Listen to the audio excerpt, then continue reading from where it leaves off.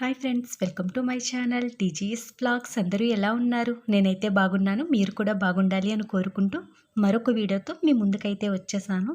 Video ఎక్కడ skip చేయకుండా end వరకు చూడండి ఫ్రెండ్స్. అలాగే ఈ వీడియో చూసే ముందు చిన్న లైక్ ఇచ్చి అయితే చూడండి. మీరు ఇచ్చే లైక్ వలన నా వీడియో మరికొంతమందికి రీచ్ అయ్యే అవకాశం అయితే ఉంటుంది. మరి లేట్ ఎందుకు, వీడియోలోకి అయితే వెళ్ళిపోదామా? ఈవినింగ్ చల్లగాలికి మేడపైన కూర్చొని వీడియో షూట్ చేస్తున్నాను అనుకుంటున్నారా? అదేం లేదండి. ఇప్పుడు టైం వచ్చేసి మార్నింగ్ 9 అయ్యింది. సో ఇక్కడ లిఫ్ట్ దగ్గర స్టెప్స్ ఉంటే నుచ్చుల్లాగా వాటిపైన అయితే కూర్చున్నాను. ఏంటి ఇక్కడ ఒడియాలు ఇవన్నీ చూపిస్తున్నాను అనుకుంటున్నారా? బట్టలు ఆరేద్దాం కదా అనేసి మేడ మీదకి అయితే వచ్చానండి. సెకండ్ ఫ్లోర్లో ఆంటీ వాళ్ళు వడియాలు పట్టడం కోసం అనేసి పిండి ఉడకపెట్టుకుని మేడ మీదకి అయితే తెచ్చుకున్నారు. సో ఇక్కడ వడియాల పిండి అయితే పెట్టారు. ముందు 2 days ముందు అనుకుంటాను కొన్ని వడియాలు అయితే పెట్టారులేండి. సో అవి కొంచెం పిండి గట్టిగా అయిపోవటం వల్ల మధ్యలో మెత్తగా ఉండిపోయి అప్పుడే 2 days నుంచి ఎండబెట్టినా కూడా వడియాలు అయితే పచ్చిగానే ఉన్నాయని అయితే చెప్పారు. ఈరోజు పిండి కూడా చూసారా ఎంత గట్టిగా అయితే ఉడికించేశారు.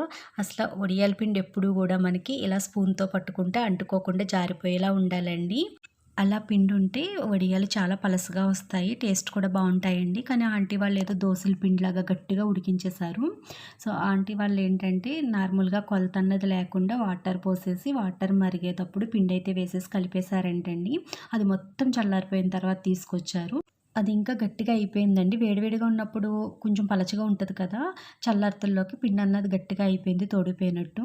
అవి 2 days ముందు పట్టిన వడియాలండి. సో అవి అయితే పచ్చిగానే ఉన్నాయంట. అప్పుడే 2 రోజుల నుంచి ఎండబెట్టినప్పటికీ కూడా వడియాలు అయితే ఒక్కరోజు సరిపోద్దండి. సమానంగా లూజ్గా పిండి ఉడికించినట్లయితే ఒక్కరోజు ఫుల్ ఎండలో ఎండినట్లయితే నెక్స్ట్ డే మార్నింగ్ మళ్ళీ మనం కొన్ని వాటర్ చుమ్మేసి వడియాలు అనేవి క్లాత్ నుంచి తీసేసి ఒక్కరోజు ఎండబెట్టుకుంటే సరిపోద్దండి. అమ్మ వాళ్ళు అలాగే పడతారన్నమాట. చాలా పలచగా ఉంటాయి, గుల్లగా కూడా వస్తాయండి. సో ఆంటీ వాళ్ళు ఏంటంటే అది వాటర్ క్వాంటిటీ అన్నది అంటే కొలత ప్రకారం కాకుండా నార్మల్గా ఉజ్జాయింపుగా వేసేసారంట. ఇంకా పిండి చూసారు కదా, దోసల పిండిలా ఉంది. వాటిలతో వడియాలు పెడితే అసలు బాగోవు ఆంటీ అని చెప్తే, ఇప్పుడు ఏం చెయ్యాలమ్మా, ఇవి నార్మల్ వడియాల కింద కవర్లో వేసి పిండైనా జంతికల కింద ఏవేవో అన్నారు. అలా ఏం అవసరం లేదా ఆంటీ, ఒక 1/2 లీటర్ వాటర్కి బాగా మరిగించేసి కొంచెం సాల్ట్ వేసి తీసుకొచ్చేయండి. ఈ పిండిలో వేసి మొత్తం కలిపేసి అప్పుడు వడియాలు పట్టేద్దాము, బాగానే వస్తాయని అయితే చెప్పానండి. చెప్పినందుకు ఆంటీ నన్నైతే ఈ పిండికి కాపలా పెట్టి కిందకెళ్ళారు, నీళ్లు మరిగించి తీసుకొస్తాననేసి. అంటే మరి కాకులు ఏమైనా వచ్చి ముట్టు పట్టేస్తాయి కదా, మాకేమో పావురాలు చాలా ఎక్కువగా ఉంటాయండి. సో అందుకే గత్తర చేసేస్తాయేమో, మళ్ళీ పనిచేయదు పిండి అన్నట్టుగా. సో ఇంకా ఆంటీ వచ్చేలోపు నాకేం చేయాలో తెలియక అటు ఇటు తిరుగుతూ 2 రౌండ్లు వేసాను. ఎండ అయితే మార్నింగ్ 9కి చాలా ఎక్కువగా కాస్తుందండి. ఇంక ఇక్కడ కొంచెం నీడగా ఉంటుందన్నమాట ఈ ప్లేస్లో. ఇంకెలాగో నుచ్చుని ఉంది కదా స్టెప్స్, ఇంకా అక్కడ అలా అయితే కూర్చున్నాను ఆంటీ వచ్చేంత వరకు. సో ఇక్కడ మీకు అదే చెప్తూ వీడియో అయితే షూట్ చేశాను. ఈలోపు ఆంటీ అయితే వాటర్ మరిగించి తీసుకొచ్చేసారు. ఇంకా కొంచెంగా పిండిలో వేసి కలుపుతున్నామండి. ఇంకా చూసారు కదా, ముందంతా గట్టిగా కాకుండా అలానే మరీ పలచగా కాకుండా సమానంగా కలిపాము. ఇవి వరిపిండి వడియాలంటండి. అమ్మ వాళ్ళు వరిపిండి వడియాలకి అంటే బియ్యం పిండితో చేసే వడియాలకి 8 గ్లాసులు నీళ్ళు ఎసరు మరగబెడతారు. ఒక గ్లాసుడు పిండి 2 గ్లాసులు వాటర్లో కలిపేసి పోస్తారు ఉండలు కట్టకుండా మాట. సో అలా అయితే మనకి సమానమైన క్వాంటిటీలో పిండి అన్నది ఉడుకుద్దండి. కానీ ఆంటీ వాళ్ళు ఉజ్జాయింపుగా వేశారంట. నెక్స్ట్ ఇందులో మిల్లుకి బియ్యం ఆడించినప్పుడే సగ్గు బియ్యం కూడా వేసి ఆడించేశారంటండి. ఆ సగ్గుబియ్యం వేయటం వల్ల ఈ పిండి అంతా కూడా ఇలా తిక్కుగా అయితే అయిపోయింది. ఇక్కడ మీరు చూస్తున్నారు కదా, ఇంత గట్టిగా వడియాలు ఎవరైనా పడతారా అండి? సో అవి పట్టినప్పటికీ కూడా బద్దలాసిపోయినట్టు అయిపోయి నెక్స్ట్ సరిగ్గా ఎండవండి. ఎండకపోతే మనకి కొద్ది రోజులకే స్మెల్ వచ్చేస్తాయి వడియాలు. కానీ ఇంకా వాటర్ ఎక్కువ వేసి ఇంకా పలచగా చేసుకోవచ్చు. కానీ పిండి అయితే కిందకు తీసుకెళ్ళి మళ్ళీ వాటర్ మరిగించి అందులో కలిపి తీసుకురావాలి, అంటే ఉడికించాలి మరొకసారి. ఇంకెందుకు అప్పటికే అండి చాలా ఎక్కువగా ఉంది కదమ్మా, ఇంకా కొద్దిగా వాటర్ మరిగించి తీసుకొచ్చేస్తాను. మళ్ళీ గిన్నె అంతా కిందకు తీసుకెళ్ళానంటే మళ్ళీ చల్లారాలి, అంటే పైకి తీసుకురావడం 3 floors పైకి రావాలి కదా, వేడి వేడి తీసుకురాలేనమ్మా అని అయితే చెప్పారు. సో అసలు వడియాలు కూడానండి ఇలా చల్లారిపోయిన పిండి కాదు. అమ్మ వాళ్ళైతే అలా పొయ్యి మీద వేడివేడిగా ఉండగానే గబగబా వడియాలు పోసేస్తూ ఉంటారు. అలా అయితేనే మనకి పలచగా బాగా వస్తాయన్నమాట. సో ఈలోపు ఇంకా ఇంకొక ఆంటీ కూడా వచ్చారు. ఇంకా ఆ ఆంటీ, నేను, ఈ పిండి గల ఆంటీ ముగ్గురం కూడా వడియాలు అయితే పట్టేస్తున్నాము.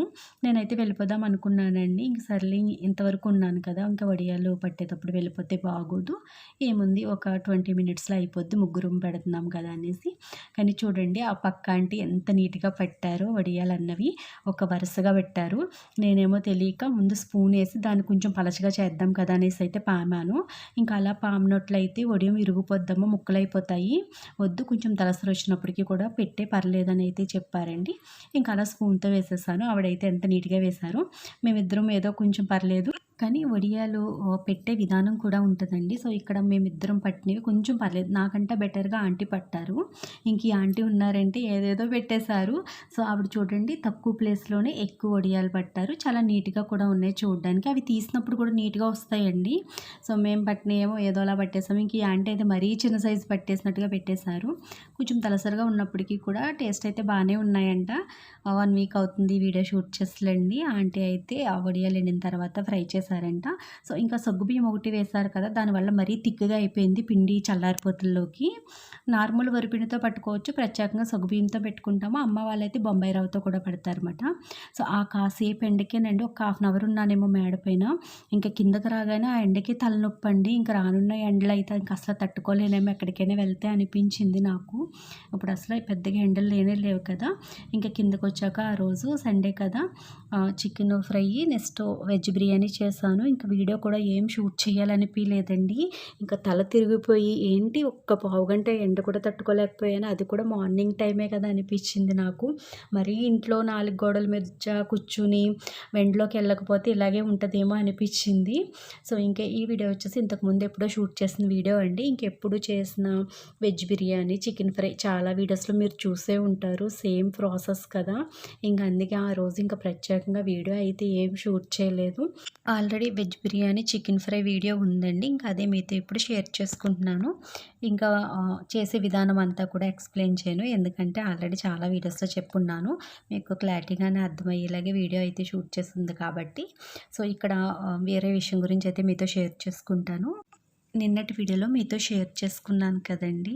ఒక చిన్న బాబు పైన వాళ్ళ నాన్నమ్మ వేడి నీళ్ళు వేసేసింది అనేసి. సో, లాస్ట్‌లో నేను కూడా అలాంటి తప్పే చేశానని అయితే చెప్పాను కదా ఆ వీడియోలో. సో, మా అబ్బాయి చిన్నతనంలో అల్లరి బాగా చేసేవాడండి. ఇంక పిల్లలు అన్న తర్వాత అల్లరి, గత్తరి చేస్తారు కదా కామన్‌గా. కానీ మా వోడు చేసే అల్లరి, గత్తరి మామూలుది కాదండి. ఇంకా అల్లరి విషయానికొస్తే ఏదైనా తినకుండా పేచీ పెట్టడం, ఎక్కడికైనా వచ్చేస్తాను కూడా అని ఏడవటం, ఇలాంటివన్నీ ఏవైనా కొనకపోయినా ఏడుస్తూ అలా చేస్తారు కదా! దాన్ని అల్లరి అనొచ్చు. ఇంకా కానీ గత్తరంటారా? అమ్మో! చెడు గత్తరంటారు కదండీ! కొంతమంది ఎక్కువ మా చిన్నతనంలో వాడేవారు. చాలా చెడు గత్తరు బాబా ఆ పిల్లోడు అన్నట్టుగా మాట్లాడేవారు. సో, అలాంటి గత్తరు చేసేవాడండి. దారిన పోయే వాళ్ళని పిలిచి తిట్టేవాడు. వాడి జోలికి రాకపోయినా కూడా తిట్టేవాడండి. అంతకు మించి ఆ గత్తరంటే వేరే విధంగా కాదు. ఇంకోటేంటంటే ఎంత ఇలువైన వస్తువైనా సరే పాడు చేసేసేవాడండి. అంటే దాని ఇలువ గురించి, వాల్యూ గురించి ఆ వయసులో వాడికి తెలీదు. అంటే పాడు చేసేయటం అంతే. వస్తువులన్నీ పాడు చేసేస్తూ, గిరెట్లు కొట్టేస్తూ ఉండేవాడు. సో, ఆల్రెడీ చెప్పాను కదా నిన్నటి వీడియోలో అత్తయ్య గారి మొబైల్ అయితే కాల్లో పడేశాడనేసి. సో, అలాగే ఇంకా ఎవరిని కొట్టేవాడు కాదండి. కొట్టడం, చేసుకోవటం ఇలాంటివి అసలు ఉండేవి కాదు. మాటల పరంగా అలాగే వస్తువుల పరంగా గత్తరి, అల్లరి ఇలాంటివి తప్ప ఎవరిని చేసుకునేవాడు కాదులెండి. సో, ఒకసారి ఏం జరిగిందంటే మా ఆడపడుచుకి హెల్త్ బాలేదు. ఆపరేషన్ ఏదో అయినట్టుంది. సంథింగ్ అంత గుర్తులేదు కానీ హాస్పిటల్‌లో అయితే ఉన్నారు. ఆపరేషనేనండి. ఎందుకంటే నేను క్యారేజ్ పెట్టేదాన్నమాట. అత్తయ్య గారు కూడా ఆవిడ దగ్గరే ఉన్నారు హాస్పిటల్‌లో మాట. సో, వాళ్ళ అమ్మాయి ఈడ ఆడుకుంటున్నారు. మార్నింగ్ నుంచి ఆ పిల్లని ఇసిపిస్తున్నాడు. ఏదో కాసేపు ఆడుకోవటం. ఇంక పిల్లలు అంతే కదండీ! కుదురుగా ఉండరు కదా! కాసేపు ఆడుకోవటం, మళ్ళీ గత్తర చేయటం అలా చేసేవాడు. అప్పుడు ఈడు చిన్న వయసు మాట. 6, 7 సంవత్సరాలు ఉంటాయి అంతే. సో, అక్కడికి 4, 5 సార్లు చెప్పాను, అరిసాను. ఒరేయ్! నువ్వు చాలా గత్తర చేస్తున్నావు, నీకు పడితే అలా ఇలా అని చెప్పాను. క్యారేజ్ పంపించాలి కదా హాస్పిటల్‌లో ఉన్న వాళ్ళకి.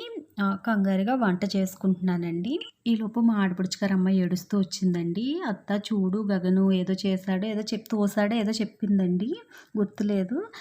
సో, ఇంకా గత్తర చేసేస్తున్నావు, నువ్వు వింటలేదు, నీకు సురక పెట్టేస్తానని" చెప్పి అట్ల పుల్ల ఉంటది కదా! తిరగేసి వెనకాల వైపు అట్ల పుల్లని కాల్చి తీసుకొచ్చాను. స్టీల్ అట్ల పుల్లమాట. తీసుకొచ్చి భయపెడతా చేతి మీద ఇలా అన్నాను. కాలకపోయినా కూడా నన్ను తోచేసినట్టు తోచేసి అరిచేశాడు. ఇది కాలకపోయినా కూడా వీడు కాలినట్టు నటించేస్తున్నాడు అనుకున్నానండి. కానీ స్టీల్ అట్ల పుల్ల కదా! స్టవ్ మీద పెట్టగానే వేడెక్కేసింది. సో నేను ఎప్పుడైతే అట్ల పుల్ల వాడి చేతి మీద పెట్టేసి గుత్తి దగ్గర నొక్కేసానండి. కుడి చెయ్య గుర్తు ఉంటుంది కదా, అక్కడ పెట్టి గట్టిగా నొక్కేసి పట్టుకున్నాను. ఇంకా అది చాలా వేడిగా ఉన్నట్టుంది. నేను కూడా చూడలే, నార్మల్గా కాసేపే కదా ఎచ్చపెట్టాను అనుకున్నాను, కానీ అది తీయగానే స్కిన్ అంతా కూడా ఆ అట్ల పుల్లతో పాటు ఊడొచ్చేసిందన్నమాట. ఇంకా ఊడొచ్చేస్తే పిల్లోడు ఏడ్చాడండి, కింద పడిపోయి గిసగిస కొట్టేసుకుని తెగ ఏడ్చాడనమాట. సో అప్పుడు నాకైతే తర్వాత చాలా బాధేసిందండి. వాడు అలా ఏడుస్తుంటే వెంటనే నాకు ఏడుపు వచ్చేసింది. కానీ చాలా గట్టిగా కాల్చేసానండి. ఆ కాల్చినప్పుడు తెలియలేదు, కానీ 2 డేస్‌కి అది ఒక పెద్ద రాకాసపుండులాగా పడిపోయినట్టుగా పడిపోయిందండి. 2 నెలలు బాధపడ్డాడు. జస్ట్ కాలింది కొంచెమే, కానీ ఈడి ఒళ్ళు ఓబళ్ళు అంటారు కదా, అంటే చాలా పుష్టిగా ఉండేవాడు. అలా పుష్టిగా ఉండటం వల్ల ఒళ్ళంతా కూడా నీరొళ్ళమాట. దానివల్ల అది మొత్తం అంతా కూడా ఇన్ఫెక్షన్ కింద వచ్చేసి చాలా ఇదైపోయిందండి. దానిపైన పొంగే అరికేదో వేసి క్లీన్ చేస్తూ ఉంటారు కదా, సో అది వేసి క్లీన్ చేస్తూ అరిసేసి కేకలు వేసి గోల చేసేసేవాడండి. మండిపోయేదంట పాపం. కానీ 2 నెలలు ఇంజక్షన్లు మెడిసిన్ వాడినప్పటికీ కూడా తగ్గలేదండి. అది రాకాసపుండులాగా అయిపోయింది. ఈలోపు మా ఆడపడుచు హాస్పిటల్ నుంచి ఇంటికి వచ్చేసారు కదా, ఇంకా చూడడానికి వచ్చిన వాళ్ళందరూ కూడా పిల్లోడు చెయ్యి చూసి, అసలు నీకు బుద్ధి ఉందా, నువ్వు తల్లివేనా, అసలు అలా కాలుస్తావని ఇంకెన్ని మాటలు అన్నారోనండి. అన్న ప్రతిసారి కూడా నాకు అది బాధేసేది. నెక్స్ట్ ఇంకోటి ఏంటంటే, ముందు అల్లరి చేసినప్పుడు చాలామంది అంటూ ఉంటారు కదా, తల్లిగా భయం చెప్పుకుని 2 దెబ్బలేసుకు మందలించాలి, ఇలా వదిలేయకూడదు. ఇప్పుడు చిన్న వయసులో వంగలేనోడు పెద్ద ఎదిగాక వంగుతాడా, సామెత కూడా చెప్పేవారండి.